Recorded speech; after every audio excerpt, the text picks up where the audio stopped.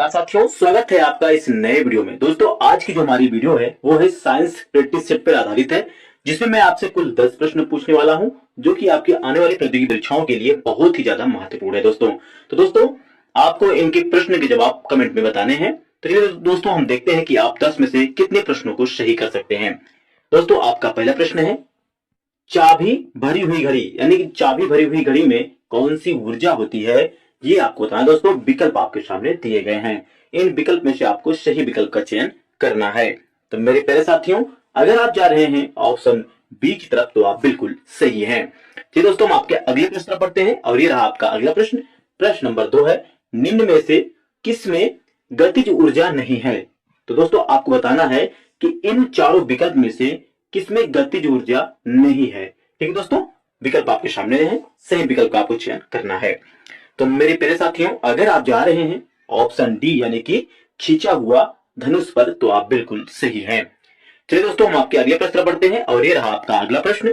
प्रश्न नंबर 3 है, वस्तु की मात्रा बदलने पर अपरिवर्तित रहेगा। तो दोस्तों आपको बताना है कि यदि हम वस्तु की मात्रा बदल दें तो क्या अपरिवर्तित रहता है। तो दोस्तों विकल्प आपके सामने दिए गया है, इन विकल्प में से आपको सही विकल्प का चुनाव करना है।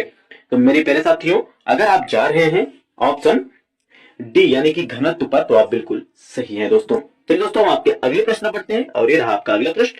आपका अगला प्रश्न है दोस्तों, ध्यान दीजिएगा, तेल दीप की बाती में तेल किस कारण ऊपर उठता है। तो दोस्तों आपको बताना है कि जो तेल का जो दीपक होता है उसमें जो बाती लगी होती है उस बाती में तेल ऊपर कैसे उठता है, किसके कारण उठता है, ये आपको बताना है। दोस्तों विकल्प आपके सामने दिए गए हैं, इन विकल्प में से आपको सही विकल्प का चयन करना है।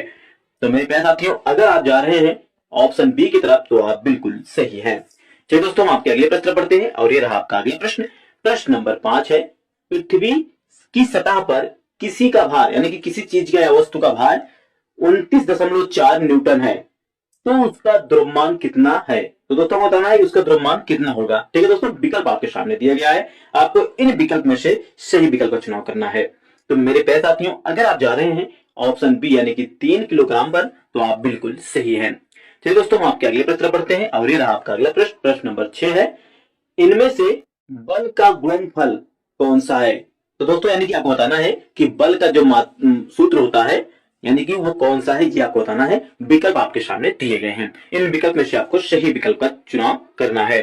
तो मेरे प्यारे साथियों, अगर आप जा रहे हैं ऑप्शन बी यानी कि द्रव्यमान और त्वरण की तरफ तो बिल्कुल सही है। तो दोस्तों आप जानते हैं कि जो हमारा सूत्र होता है बल का, तो बल बराबर क्या होता है, द्रव्यमान यानी कि यम और ये बराबर क्या हो जाएगा आपका यम में। ठीक है दोस्तों, ये आपका सूत्र होता है। तो चलिए दोस्तों हम आपके अगले प्रश्न पढ़ते हैं और ये रहा आपका अगला प्रश्न। प्रश्न नंबर 7 है, 1 किलोग्राम राशि का वजन है। तो दोस्तों आपको बताना है कि 1 किलोग्राम की जो राशि होती है उसका कितना वेट होता है, ये आपको बताना है। दोस्तों विकल्प आपके सामने दिए गए हैं।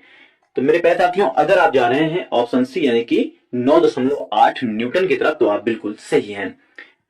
आपका अगला प्रश्न है प्रश्न नंबर 8, सूर्य में निम्नतर ऊर्जा का सृजन किस कारण होता है, ये आपको बताना। दोस्तों विकल्प आपके सामने दिए गए हैं, इन विकल्प में से आपको सही विकल्प का चुनाव करना है। तो मेरे प्यारे साथियों, अगर आप जा रहे हैं ऑप्शन ए की तरफ तो आप बिल्कुल सही है दोस्तों। चलिए दोस्तों हम आपके अगले प्रश्न बढ़ते हैं और ये रहा आपका अगला प्रश्न। प्रश्न नंबर 9 है, इनमें से श्यानता की इकाई है। तो दोस्तों को बताना है कि श्यानता की इकाई क्या है, विकल्प आपके सामने दिया गया है। तो मेरे प्यारे साथियों, अगर आप जा रहे हैं ऑप्शन ए की तरफ तो आप बिल्कुल सही हैं दोस्तों। चलिए दोस्तों हम आपके अगले प्रश्न पढ़ते हैं और ये रहा आपका अगला प्रश्न।